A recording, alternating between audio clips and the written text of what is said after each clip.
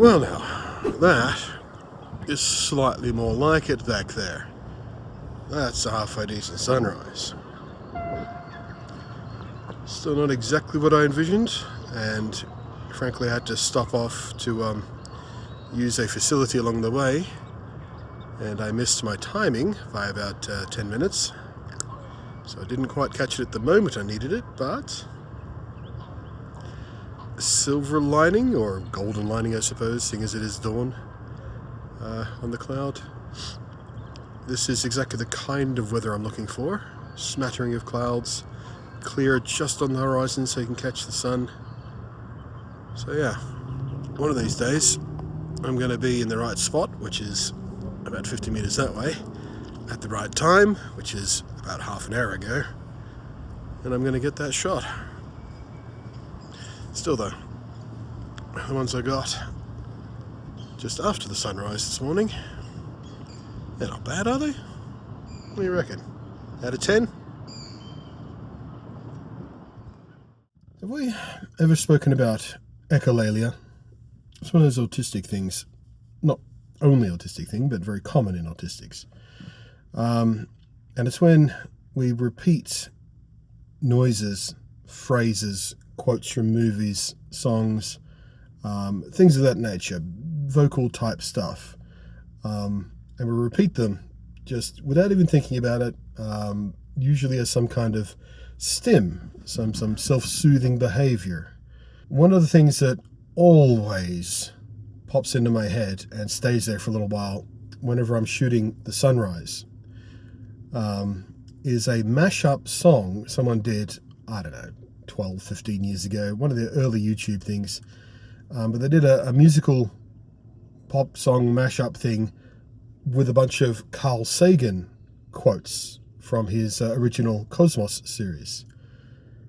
And they used a quote where he's talking about the future of space exploration. And he says, a still more glorious dawn awaits, not a sunrise, but a galaxy rise. And that quote, but specifically that quote, how they cut it in the music mashup, always cycles in my head whenever I'm shooting a sunrise. But a still more glorious dawn awaits, not a sunrise, but a galaxy rise. Whoop. Whoop. Please tell me another one. If you wish to make an apple pie from scratch, you must first invent the universe. My Carl Sagan impression is not very good. He needs to be slightly more Kermit the Frog, really, but this early in the morning, and I've been sick, I don't know if I don't think I can get there. You must first invent the universe. Not bad out there, though. Not bad.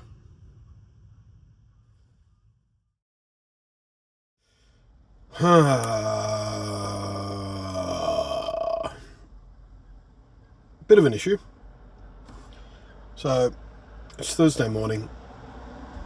I'm starting to think ahead to the weekend and, doing my usual one or two night, usual recently anyway, it's starting to become a habit, one or two night at a caravan park, so I have access to, somewhere quiet, secure to stay, to decompress a little bit, and also have access to, facilities like a hot shower and things like that. I think there's something happening this weekend. Some public holiday, sporting event, I don't know. I don't keep up on those things. Because all of the caravan parks locally, and the one I've been staying at the last couple of times, up north an hour, in the next town, they're all booked out, like solid. Like not just booked out for powered sites where I would usually stay, but booked out all of their facilities. The non-powered sites, the powered sites, the ensuite sites, the cabins of all sizes, they're all booked out all across the board. So don't know what I'm going to do this weekend.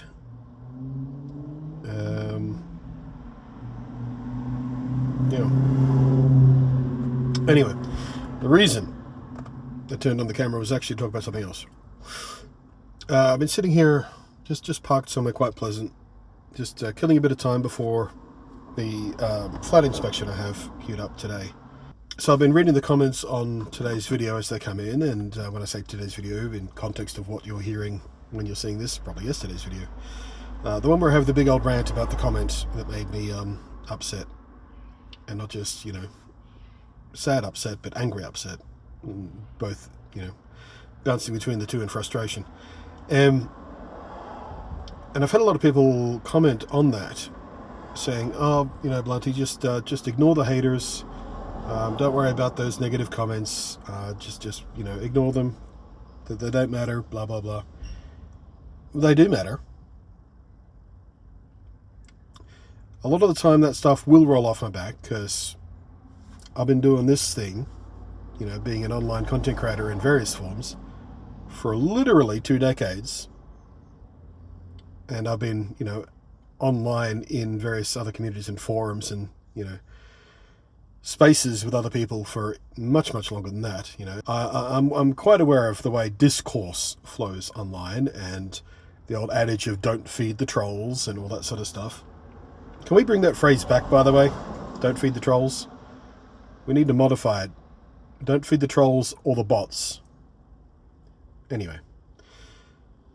So yeah, I do ignore a lot of that stuff that comes through. Of people just being cruel, mean, bitter, shitty, or just otherwise trying their best to make someone else's day worse. Because, well, they have a serious personality flaw that drives them to do that. And you can feel a small amount of pity for people who just fall into that pattern of behavior because their own lives can't be that happy if the way they seek joy and the way they seek that little dopamine hit is by trying to upset someone else. That's not mentally healthy. And the hilarious part is they often accuse other people of being, mentally unstable for various reasons, with zero self-awareness about their own behavior. So yeah, I do ignore a lot of it. Every now and again, though, I will get one, like the one we talked about in the previous video, where it just hits me at exactly the wrong moment, on the wrong day, and it gets stuck. It gets stuck in the rumination process that many autistic people and other flavors of neurodiversity are prone to. And there's a couple of ways to deal with that. One of the ways is by engaging with it. And one of the ways I engage with it is I tend to make a video about it. Don't always publish those videos. In fact, maybe 20% of them. But I've often sat down and recorded a rant about a thing and then decided, well, actually that's out of my system now. I think I'll just delete that file and get on. But sometimes it's about something that's important enough where I feel like it needs to go out there. Because I do have a platform. I have an audience. It's not very big. Certainly not by today's standards. There are people who listen. And the people who want to listen and hear what I have to say in the hopes that it helps them. And I've had messages from people with, whatever issue it was I was talking about, whether it be autism or whether it be, in videos where I talked about me deconstructing the old toxic masculinity shit I was brought up with as a Gen X, raised in the 80s and 90s, and sort of decoupling from that masculinity and finding a better way to express my own masculinity, or it's the bipolar stuff. And I've had messages from people, thank you for publicly speaking about that. It's helped me understand myself, or it's helped me understand, my kid, or, stuff like that. So it is important to talk about this stuff. And it is occasionally important to take one of these negative comments and deconstruct why it is so ignorant and use that as a learning tool. So even though it does me no good whatsoever, it doesn't make me feel better, certainly not, doesn't make me feel better to dwell on it and, rant at a camera for fucking half an hour screaming about crap, that doesn't improve my day. But I feel like it's a responsibility. It is important to occasionally try to do that and approach things in that way in an effort to make someone else's day better. Because what I have to say, maybe, if 1% of the audience gets on board with that, that might make their day better, or might help them make someone else's day better, or at least stop them from making someone else's day worse by repeating in ignorance something they thought they knew. So yeah, I do ignore a lot of the crap that comes in. So yeah, that's how I feel about that, and that's why I don't always ignore the quote-unquote haters, as it were. Sometimes I will take the hit in the hopes that someone else doesn't have to down the line. Just rechecking through the real estate sites to see if anything new has been added today so far. There is one place. So requested an inspection for that one, which should be on Monday. Also noticed that a place that I went to a week ago, applied for, and that was one of the message I got on Monday, that my application has been unsuccessful, is having another inspection today. So they must have rejected everybody who applied.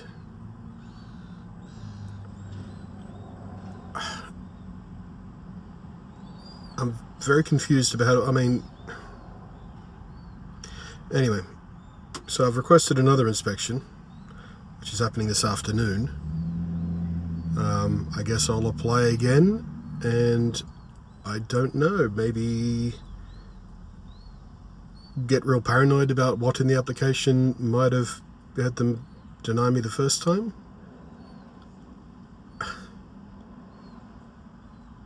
Weird.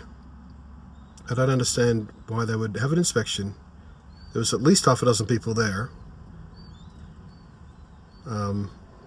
Surely I wasn't the only applicant, and if I was the only applicant and I was rejected, well, fuck me, I guess.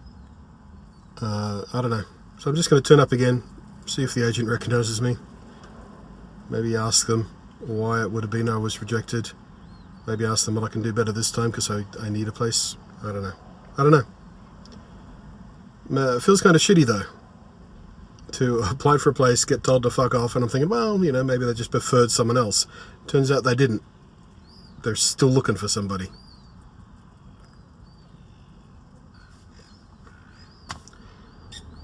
I hate this. I fucking hate this. Alright, so just inspected the place, which is, what are we going to say? Let's do the math. About 12 to 14% over what I was hoping, but it was quite lovely. It was also 2 bedrooms, so again, dedicated space for a studio setup, which would be nice. Quite spacious main living area as well, and very well kept. Nice modern kitchen. Even had a garage, not just a car park, not even just a covered car park like a lot of the other places I've looked at have had, but a full-on lockable garage. I guess I still will put in an application, even though it's a little bit higher than I wanted. It's still noticeably cheaper than what I was paying in Sydney. Kind of came and took a look. Next up, for us to kill for that re-inspection of that other place that has perplexed me. See what happens. Alright, so I found somewhere shady to park. I was just doing the application for the place I just looked at, and it used the website, a common website that most of these places use just to handle applications, and it saves my information in between applications too, just to make my life a little bit faster and easier, so I don't have to keep re-uploading the same, proof of identity and all that kind of. And I think I found out why. Remember 3 or 4 videos back, I was like, I applied for this place, and like the very next day, they rejected it, the application. Didn't even get processed. I think I found out why that happened, and it was a me fuck up, because as I was going through the form for this new place, I realized that the answer that it saved, because like I said, it remembers all my information from last time just to make the process quicker for multiple applications, on the question on are you under 18, it was ticked yes, which, yeah, that would be a reason for someone's application to be rejected pretty quickly. by certain landlords. Or maybe even automatically rejected. So yeah, I think I misclicked when I did that application. Or there was some other bug, I don't know. I can't imagine I would misclick that.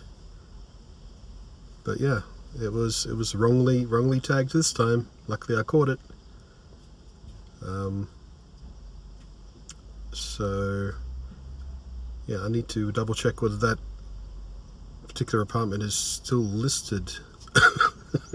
And do an application. Probably a bit too late for that at this point. But at least I think I know why this time, aside from being just confused about it. It's a pity the real estate agent never got back to me about it, though. Okay, I double checked. The place has been leased. So, womp womp. In other minor screw-ups that I realised when I was double checking all this stuff, after spotting that first mistake, there was one application that wasn't submitted but was saved to drafts, because this particular real estate agent gives you a code to prove that you registered for an inspection, that you have to put the code in to the thing. And clearly I didn't put the code in, so I checked. They never sent me a code. They never supplied me a code when I registered or afterwards or whatever. But I have now obtained a code and finished submitting the application for that place, which is still on the market. And I know that for a fact because it has another inspection coming up on Monday. So hopefully my application now will shortcut that. Or I don't know. I don't remember how many other people were at that inspection. I do remember it was the place that had a couple of maintenance issues. I think I talked about that as well. I was like, oh, there's a couple of maintenance issues. It doesn't really bother me much, but it might stop some people from applying. Because it wasn't anything vital or important, just looked a bit daggy. But maybe not many people applied for that, or I don't know. But whatever, the application is running now. Yay, I feel like I've accomplished something today. And also the re-inspection of the place I was looking for this afternoon has suddenly disappeared again. Like I double checked it. I went, well, let's double check what time it was. I double checked, and now it's gone again. There are no inspection times. So that might have been somebody's screw up on the website or something. So now I have no plans. So I'm going to go into a shopping centre instead. Maybe get a fruit drink.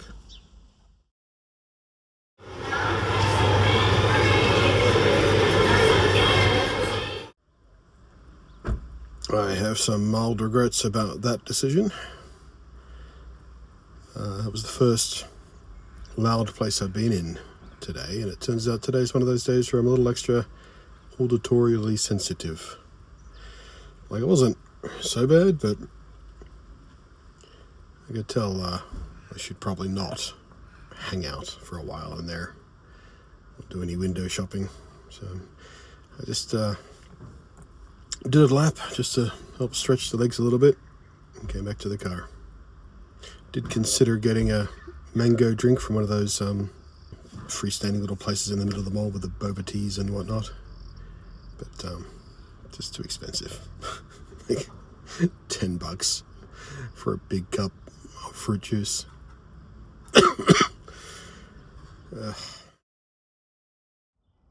So the place that I inspected already, applied for already, was rejected for, that has a new inspection, that then the inspection was disappeared from the website. Now I've had an email and an SMS telling me, hey, don't forget about the inspection. Now those emails and texts are an automated system, so I have no idea whether there is or is not an inspection for this place. In any case, I've turned up to the location. It's about an hour before the inspection does or doesn't happen. I'm going to go anyway, but I don't really have anything much else to do right now. I drove around for a bit for the past half hour or more, I think. I just feel really, really restless. Part of me almost wants to just head for those truck stops that I often stay at. They're about an hour and a half, 2 hours from here. just for the sake of the drive and to have somewhere secure-ish to crash again. Again, for whatever reason, just the truck stop feels a bit better. Makes me, triggers less anxiety in me than trying to find someplace in suburbia just to park for the night. And I'm feeling all bunched up right now because it's been a weird ass day. So I don't know. Inspection is or isn't at 5. I still should have plenty of time before the sun sets to make it to the truck stop. Not that I'm worried about driving at night, but I prefer to avoid it. Or maybe I'll just stay exactly where I am. No idea. But I feel all out of sorts.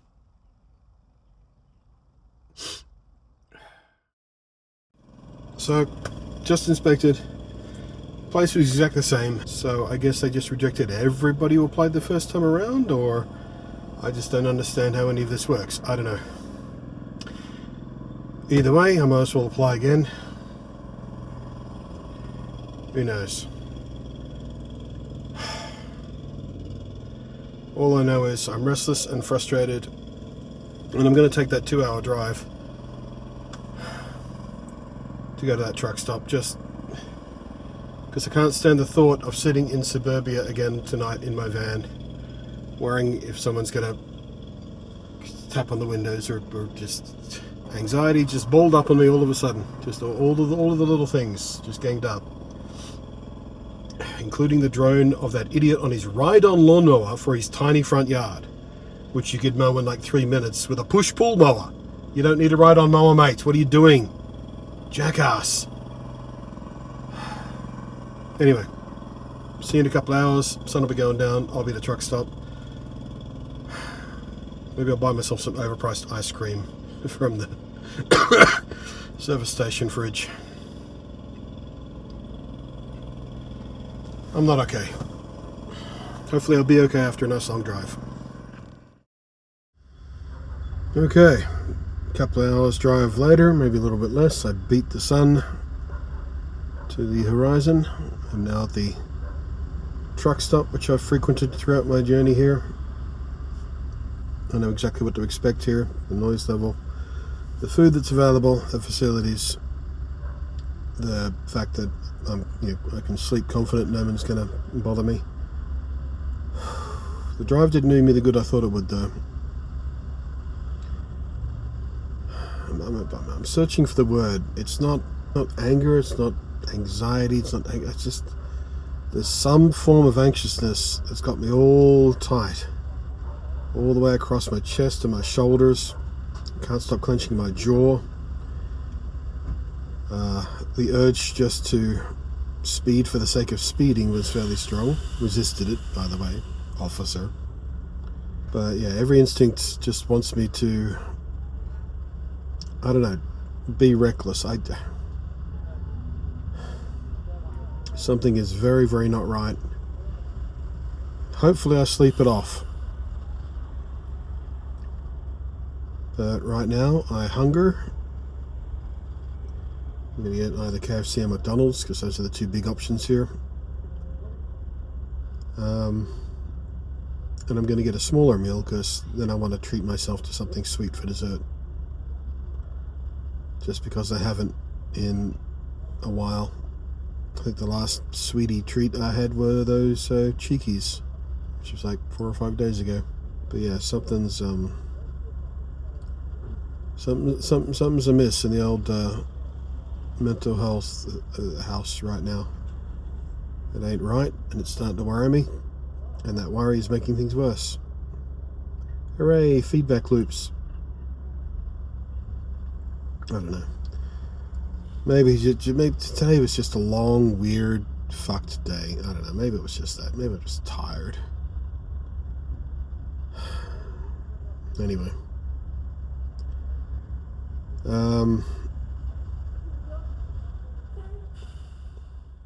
Yeah. Okay. got food into me. Didn't feel much better, but at least I'm not hungry anymore. Jeez. Okay. Light's too much. That's slightly better. So, like I said, had a small meal so I could justify and have room for a treat. Treat consists of orange and mango mineral water. Nummies. But mainly, it's this. The golden Gaytime. Yes, Australia has an ice cream called the golden Gaytime. And we have had, for all of my memory, so sometime in the 80s at least. They never rebranded when gay became a more common slang term for other things. And these days, their marketing kind of leans into it, which Australians love. But yeah, it's ice cream centre and sort of chocolate and crunchy bits all around the outside. This particular one is caramels, inspired by caramel slice. But the regular ones are just sort of chocolate with little bicky bits crumbled all over it. Probably going to make a mess, but...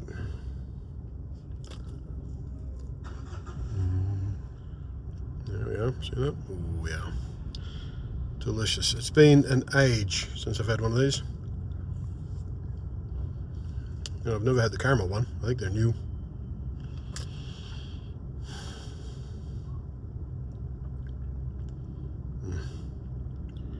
Oh, that's so good. Yes, brain. Release the dopamine now, please. Thank you. Actually, just what I think of it.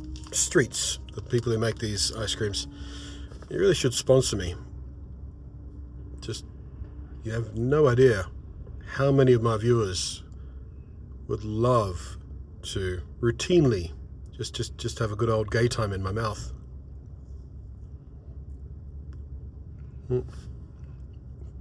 Chew it a little bit.